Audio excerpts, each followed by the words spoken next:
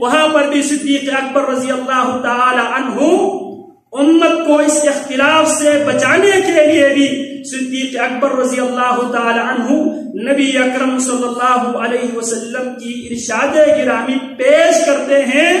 اور اہل ایمان جن کو اللہ رب العالمین نے اصول یہ دیا تھا، قانون اور قاعدہ یہ دیا تھا اختلاف کی صورت میں، فَإِن تَنَازَعْتُمْ فِي شَيْءٍ فَرُدُّوهُ إِلَى اللَّهِ وَالرَّسُولِ، کسی بھی معاملے میں اختلاف پڑنے کی صورت میں اس مسئلے کے حل کے لیے کتاب اللہ کی طرف اور سنت رسول اللہ کی طرف رجوع کیا جائے۔ تو لہذا سب پکے سچے لوگ تھے۔ صدیق اکبر رضی اللہ تعالی عنہ کے سامنے رسول اللہ صلی اللہ علیہ وسلم کی حدیث پیش کرتے ہیں، پیارے پیغمبر نے فرمایا الائمۃ من قریش، ائمہ قریش سے ہوں گے، اور قریشیوں کے علاوہ عرب کسی اور خاندان اور قبیلے کو قبول نہیں کریں گے، وہاں مسئلہ حل ہو جاتے ہیں۔ پھر دوسرا اختلاف یہ ہوا، کیا نبی اکرم صلی اللہ علیہ وسلم کو غسل دینے کے لیے کیا نبی علیہ السلام کے جسم اطہر سے کیا کپڑے اتارے جائیں گے یا کپڑے سمیت پیارے پیغمبر کو غسل دیا جائے گا؟ سیدنا علی رضی اللہ تعالیٰ عنہ فرماتے ہیں ہم اسی کشمکش میں تھے، ہم سب پر غنود کی چھا گئی، ہم سب کو اونگ آئی، اور یہاں تک کہ ہم میں سے ہر آدمی کی اونگ کی وجہ سے اس کی تھوڑی اس کے سینے پہ لگ رہی تھی۔ اسی دوران ایک آواز آئی کہ رسول اللہ صلی اللہ علیہ وسلم کو کپڑوں سمیت غسل دیا۔ یہاں یہ مسئلہ بھی حل ہو جاتا ہے۔ ایک اور مسئلہ کھڑا ہوتا ہے، کیا نبی اکرم صلی اللہ علیہ وسلم کو مسلمانوں کے عام قبرستان میں دفن کیے جائیں گے یا کسی خاص جگہ پہ پیارے پیغمبر علیہ السلام کو دفن کیا جائے گا؟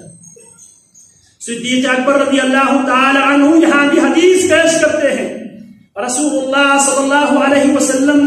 کی ارشاد گرامی ہے، آپ نے فرمایا اللہ انبیاء کو اسی جگہ پہ وفات موت دیتے ہیں جس جگہ پہ ان کو دفن کرنا ہوتا ہے، لہذا جس جگہ پہ پیارے پیغمبر پر موت آئی ہے اسی جگہ کو کھود کر اسی جگہ کو محمد الرسول اللہ صلی اللہ علیہ وسلم کے لیے قبر بنایا ہے۔ اللہ نے اپنے نبی کو پاک جگہ پہ،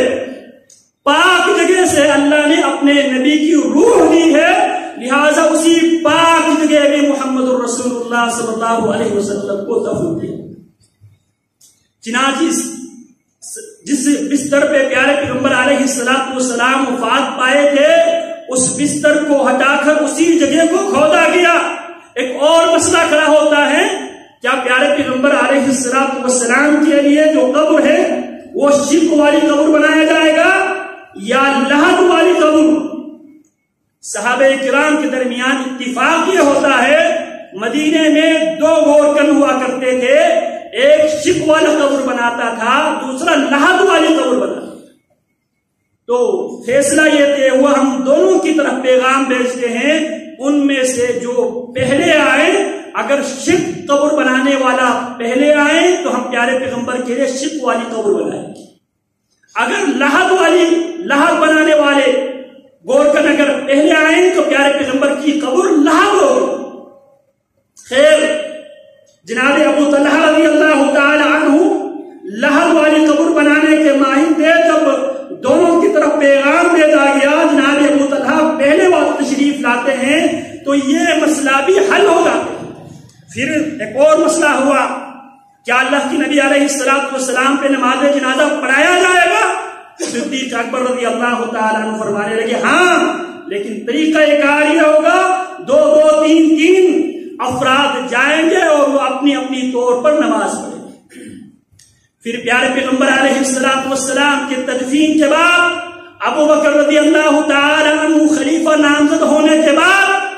اب جو تیسرا مسئلہ ہے، اب پیارے پیغمبر علیہ السلام کی وفات کی خبر سن کر بہت سے لوگ مرتد ہو گئے، بہت سے لوگوں نے زکوٰۃ دینے سے انکار کر بیٹھے، اور بہت سے لوگ نبوت کے دعوے کر بیٹھے اسود عنسی ہے. البتہ یہ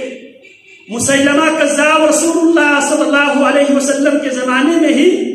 اعلان نبوت کر چکا تھا. اسود عنسی، طلحہ اسدی اور سجاہ بنت الحارث نامی عورت، یہ کئی مدعیان نبوت کھڑے ہو گئے. ایک طرف مانعین زکات